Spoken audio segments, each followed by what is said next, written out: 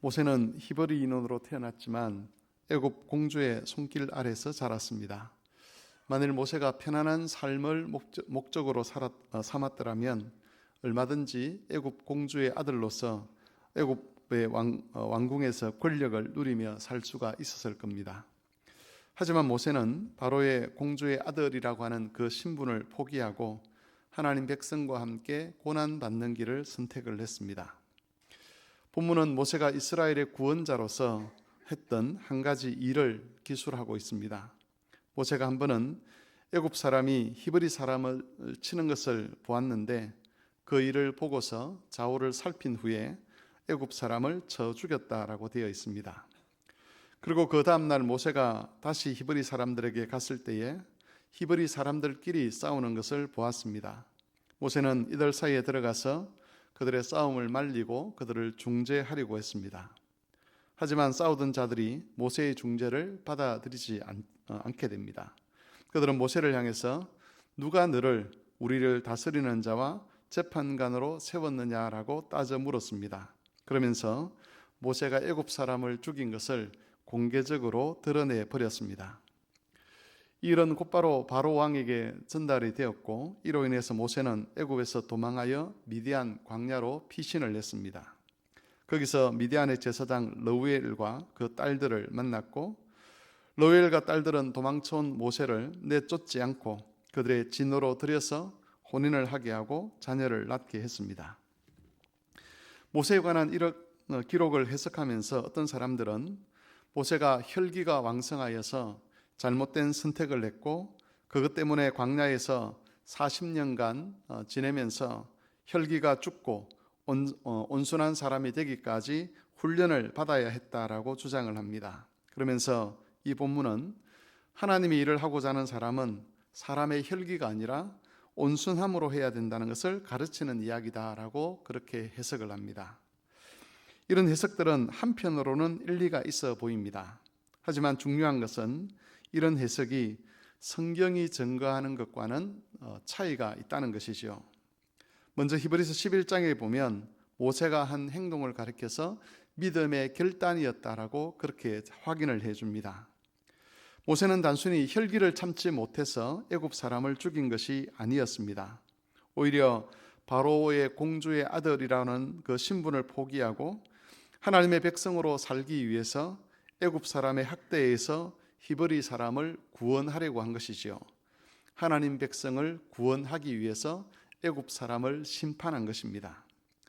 모세가 애굽 사람을 쳐 죽인 것은 그의 잘못된 혈기 때문이라고 하는 그런 내용은 어떤 성경에도 나오지 않습니다. 두 번째 중요한 내용은 사도행전 7장에 있는 스데반의 설교입니다. 스데반은 자신의 설교에서 우리가 다루고 있는 이 사건을 언급합니다. 그러면서 모세가 이스라엘 백성들에게 갔던 것은 자신에게 위임된 구원자의 사명을 감당하기 위한 것이었다라고 증언을 했습니다. 이스라엘이 모세의 중재를 거부한 것을 두고서는 하나님께서 보내신 구원자를 거절한 것이다라고 그렇게 증언을 합니다.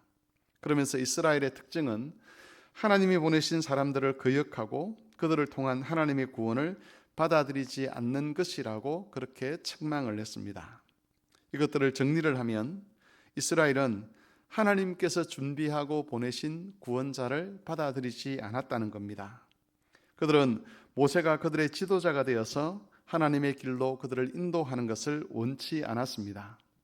그래서 하나님이 보내신 모세를 거절하고 모세는 결국 이스라엘 백성들에 의해서 거절당한 채 쫓겨나서 미디안 광야로 가게 된 것이지요.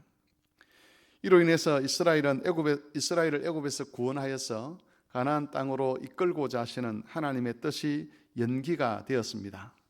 40년이라는 시간이 지도자인 모세의 자격 때문에 필요했던 것이 아니고 이스라엘 백성들이 준비되지 않은 이스라엘 백성들이 하나님이 보내신 구원자를 받아들이는 데까지 그리고 그 구원자의 인도함을 받는 데까지 그들이 변화되는 시간이 40년이나 더 필요했다는 것이죠.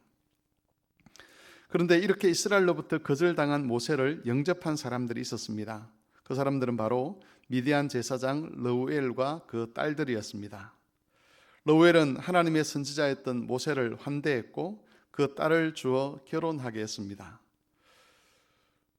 러우엘이 모세를 환대하고 영접한 것은 하나님의 구원자를 영접한 것이고 하나님이 보내신 구원자가 그 가정에 왔기 때문에 하나님의 구원이 그 가정에 임하는 결과를 가져오게 되었습니다. 러우엘과 그의 가족들은 혈통적으로는 아브라함의 후손이 아니었습니다. 혈통적으로 하면 그들은 이방인이었습니다. 하지만 하나님께서 이스라엘을 애굽에서 나오게 하실 때에 이 러우엘의 후손들도 이스라엘을 따르게 하심으로써 아브라함에게 하신 그 약속, 아브라함에게 하신 그 언약에 이 가족들이 다 참여하도록, 그래서 아브라함의 자손들이 누리는 복을 이들이 누리도록 하셨습니다. 모세는 하나님이 보내신 구원자였습니다. 그렇기 때문에 모세를 거절한다는 것은 하나님의 구원을 거절하는 것과 다름이 없습니다.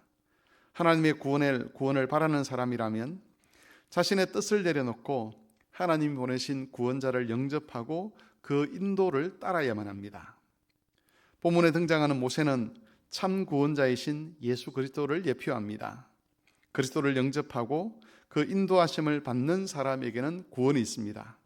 하지만 어떤 이유에서든 그리스도를 받아들이지 아니하고 그 인도하심을 받으려고 하지 않는다면 구원은 사라질 수밖에 없는 것이지요. 우리는 하나님이 보내신 구원자 앞에서 겸손해야 합니다. 내가 정한 기준, 내가 정한 방법, 내가 정한 시간, 내가 정한 분위기, 이런 것들을 우리가 계속 고집을 피운다면 이스라엘이 모세를 거절한 것처럼 그리스도의 인도를 우리도 거절할 수밖에 없는 것이지요. 겉으로는 예수님을 믿는다라고 이야기를 하지만 이 예수님 앞에서 내가 정한 기준을 내세우고 내가 정한 방법을 내세우고 내가 정한 시간과 내가 정한 분위기를 내세운다면 그것은 그리스도의 인도하심을 거절하는 것이고, 앞에서 말씀드린 대로 그리스도의 인도를 거절한다는 것은 결국 그리스도로 말미암는 구원을 거절하는 것과 다름이 없는 겁니다. 그러므로 오늘도 우리는 자신의 뜻이 아니라 구원자로서 우리를 찾아와 주신 예수 그리스도를 영접하고 그 뜻에 순종하는 삶을 살아야만 합니다. 그리스도께서 인도하시는 그 길을 따라갈 때에 자신의 기준과 자신의 방법과 자신의 시간과 자신의 삶의 분위기들을 내려놓고 그리스도를 따라갈 때에 참된 구원의 은혜가 우리 개인과 가정에 임할 수 있는 것입니다.